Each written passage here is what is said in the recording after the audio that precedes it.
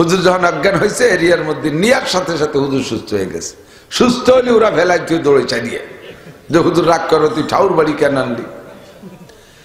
তো ওরা চলে আসার পরে হুজুর যখন পূর্ণ সুস্থ, হুজুর বসে বসে ভাবতেছে ঘটনা কি, নামাজ পড়ি, রোজা রাখি, হজ করি, যাকাত দেই, এত ভালো কাজ করি, জিন্দেগিতে একটা মুস্তাহাব ছাড়ি না, আর একটা সগীরা গুনাহ পর্যন্ত করলাম না, হাজার হাজার মানুষকে ধর্ম প্রচার করলাম, তারপরে আমি এই কারামতি অর্জন করতে পারলাম না যে আমার বাড়ির এরিয়ার ভিতরে কোনো রুগী আনলি সুস্থ হয়ে যায়।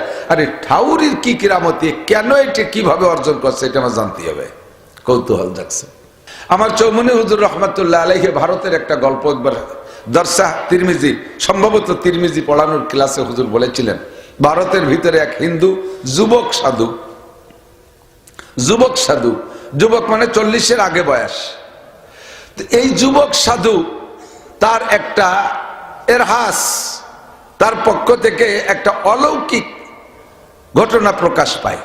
সেটা হলো ওই সাধু থাকে তার খানকার মধ্যে বসে, তার মন্দিরে বসে ধ্যান করে। ওর বাড়ির বড় একটা এরিয়া আছে, এই মন্দিরের বড় একটা এরিয়া আছে। সাধুর এরিয়ার ভিতরে যত বড় রুগী নিক, কোনো ঝাড়ফুঁক কিচ্ছু করা লাগবে না, বাড়ির এরিয়ার মধ্যে ঢুকলেই সুস্থ হয়ে যায়। সুবহানাল্লাহ করার দরকার নেই আগে, না না না সুবহানাল্লাহ করার দরকার নেই। হিন্দু ঠাউর কে কারামতি, ও জায়গা সুবহানাল্লাহ কব কে?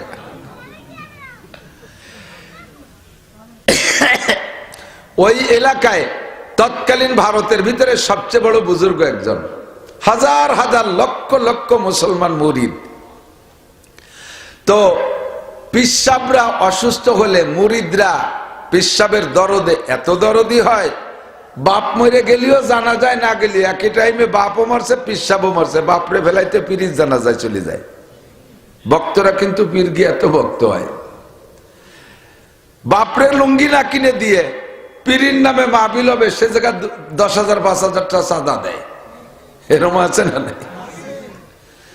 তো পিসাব অসুস্থ হয়, প্রায় স্টক করে, আর চিকিৎসা করে, ভালো হয়।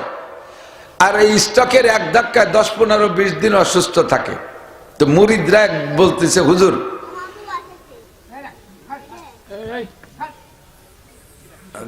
দিয়ে দাও, ওর আম্মুর লাগবে না, ওর লাগবে, তা ঠিক আছে নাকি? এবার পিসাবের এরিয়ার ভিতরে নিলে সুস্থ হয় যেহেতু ওই যে সাধুর, তো মুরিদরা পিসাবরে বলতেছে, হুজুর এবার যদি আপনি অসুস্থ হন তাহলে আমরা কি একটু ঠাউর বাড়ি একটু নেবো আপনারে, এগুলা খান দি। তো পিসাব কয়, আস্তাগফিরুল্লাহ, মরণ যদি এসেই যায় তাহলে আমার তো মরতেই হবে, তা আমি মরার ভয়ে বাঁচার জন্য ঠাউর বাড়ির এরিয়ায় যাব, যদি সে জায়গা আমার হায়াত শেষ হয়ে যায়, সারা জীবন তোমাদেরকে ধর্ম প্রচার করলাম, এত সবক দিলাম, আর অবশেষে ঠাকুর বাড়ি যাইয়ে মরব মন্দিরের মধ্যে, কোনো অবস্থা তো নিবা না। তো হুজুরের এই কথার পর তারা রয়েছে। এরপরে হুজুর যখন ফিরে অজ্ঞান হয়ে গেছে, ওরা চিন্তা করছে বুড়ো তো বেহুশ, এই সুবাদে ওর মধ্যে একটু নেই, যদি হুশ হয়ে যায় থুয়ে চলে আসবো, আর ভাব খারাপ দেখলে টেনিবার নিয়ে আসবো। সত্যি এরিয়ার মধ্যে নেছে, নেয়ার পরে হুজুর যখন অজ্ঞান হয়েছে এরিয়ার মধ্যে, নেয়ার সাথে সাথে হুজুর সুস্থ হয়ে গেছে। সুস্থ হলে ওরা ভেলায় তুই দৌড়ে চালিয়ে যে হুজুর রাগ করো, তুই ঠাউর বাড়ি কেন আনলি? তো ওরা চলে আসার পরে হুজুর যখন পূর্ণ সুস্থ, হুজুর বসে বসে ভাবতেছে ঘটনা কি, নামাজ পড়ি, রোজা রাখি, হজ করি, যাকাত দেই, এত ভালো কাজ করি, জিন্দেগিতে একটা মুস্তাহাব ছাড়ি না, আর একটা সগীরা গুনাহ পর্যন্ত করলাম না, হাজার হাজার মানুষকে ধর্ম প্রচার করলাম, তারপরে আমি এই কারামতি অর্জন করতে পারলাম না যে আমার বাড়ির এরিয়ার ভিতরে কোনো রুগী আনলি সুস্থ হয়ে যায়। আরে ঠাউরির কি কিরামতি, কেন এটা কিভাবে অর্জন করছে, এটা আমার জানতে হবে, কৌতূহল জাগছে। হুজুর উঠা আস্তে আস্তে ঠাকুরের মন্দিরের মধ্যে গেছে, যাইয়া ঠাকুরের কাছে যখন দরজায় দাঁড়াইছে, ঠাকুর হুজুরে আগের থেকে চেনে, হুজুর ওরে না চিনলেও ঠাকুর হুজুরকে দেখে একেবারে ছোট হয়ে গেছে, বিনয়ের সাথে উঠে দাঁড়ায় চলে আসছে, হুজুরকে নমস্কার টমস্কার যা ওদের ভাষায় দেওয়া দরকার সব দিয়ে টিয়ে নিয়ে বসাইছে, বলে হুজুর বসবেন? জি আমি তোমার কাছে বসবো বলে আসছি। তো হুজুর ওকে সামনে নিয়ে বসছে, বসে বলতেছে, বাবা একটা সত্য কথা বলবা? বলে জি হুজুর।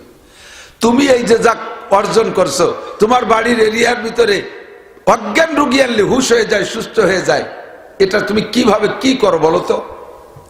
তো হুজুর এটা তো আমি জানি না, ভগবান জানে। ওরা যে ভাষায় কয় ভগবান জানে। তুমি করো কি বলো তো? তোমার আমল আকলাক কি? কয় যে হুজুর আমি তো এনে বসে থাকি। কয় না, বলো আর কি করো? কয় যে ছাড়লেনি না যখন, তো একটা কথা বলি, সেটা হলো আমার মনে যা চায় তা আমি করি না, আর মন আর নফস কোনোদিনও ভালো কিছু চায় না। আমার এই মন্দিরের ভিতরে অনেক সুন্দরী মেয়েরা আসে, তাদের দিকে তাকাইতে মনে চায়, আমি তাকাই না। তাদের নিয়ে অনেক কিছু করতে আমার সুযোগ আছে, মনে চায়, আমি তা করি না।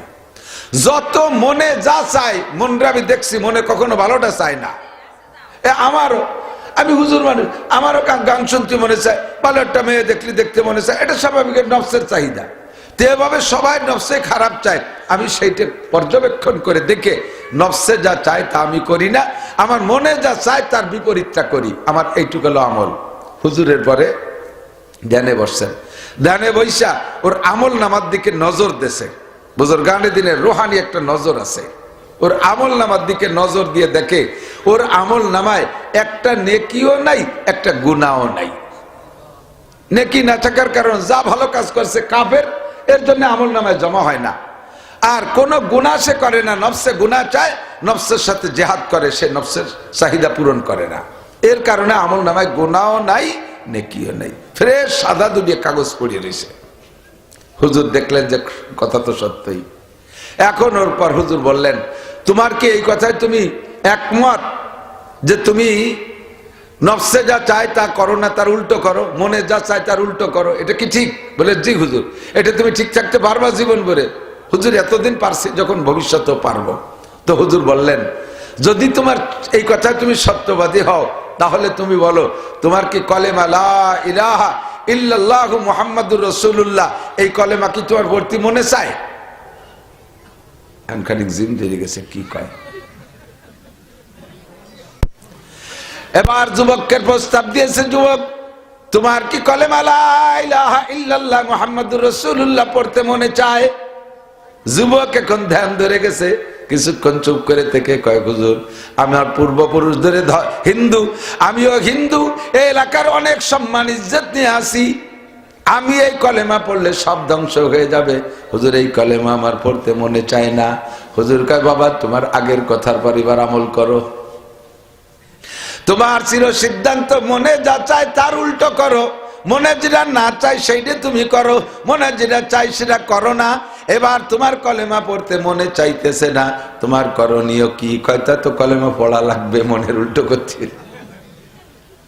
তাহলে তোমার কারামতি যদি ধরে রাখতে হয়, নফসের খেলাফ কাম করতে হবে, তাহলে তুমি পড়ো। যুবক সঙ্গে সঙ্গে পড়ে বেলাইছে লা ইলাহা ইল্লাল্লাহ মুহাম্মাদুর রাসূলুল্লাহ, ইসলাম গ্রহণ করেছে। আল্লাহু আকবার এই জন্য বলা হয়, কামেলে গর খাকে গিরাদ জারশাওয়াদ, নাকে সরজার বুরদে খাকে স্তর সওয়াদ। যোগ্য মানুষের হাতের মধ্যে যদি ছাইও যায়, তা কিছুক্ষণ থাকলে স্বর্ণ হইয়া যায়। গরবার মারবদি চুবা সাহেবে দিল রসি গওহার ছবি, যদি তুমি শক্ত মরমর পাথর হও, আল্লাহ ওয়ালাদের সোহবতে গেলে তুমি গলে মোমের মতো পানি হইয়া যাবা। হাজার হাজার পাগল বদমাশ, লুচ্চ বদমাশদেরকে দেখেছি, রাস্তার ডাকাতদেরকে দেখেছি, বহুত পাগলামি করেছে, আল্লাহওয়ালাদের সোহবতে যাইয়া সুন্দর পাগড়িওয়ালা হয়ে গেছে, জুব্বাওয়ালা হয়ে গেছে, দিনের দায়ী বনে গেছে। কতক্ষণ ঠিক কি ঠিক না? আল্লাহু আকবার। এরপরে যুবককে হুজুর বায়াত করে নিলেন, ধর্ম শিক্ষা দিলেন, কোরআন হাদিস পড়াইলেন। যুবক হুজুরের সাথে চইলাই গেছে, যাইয়া আলেম হয়ে গেছে। পরবর্তীতে পীর সাহেবের স্থলাভিষিক্ত ওই যুবক হুজুরের চাইতে তার কারামতি বেশি অর্জন হয়ে গেছে। আল মুজাহিদু মান জাহাদা নাফসা, নফসের সাথে জিহাদ করা সবচাইতে বড় জিহাদ। নফসরে কন্ট্রোল করতে পারলে আপনি সব ভালো কাম করতে পারবেন, আর নফসরে যতক্ষণ কন্ট্রোল করতে না পারবেন, কোনোদিনও ভালো কাজ করা সম্ভব না। এই জন্য হুজুর বলেন, ইত্তাকিল মাহারেম, নফসে কোনোদিন ভালো চায় না, নফসের সাথে জিহাদ করে হারামকে ছেড়ে দাও, তাহলে তুমি হবা সবচেয়ে বড় আবেদ।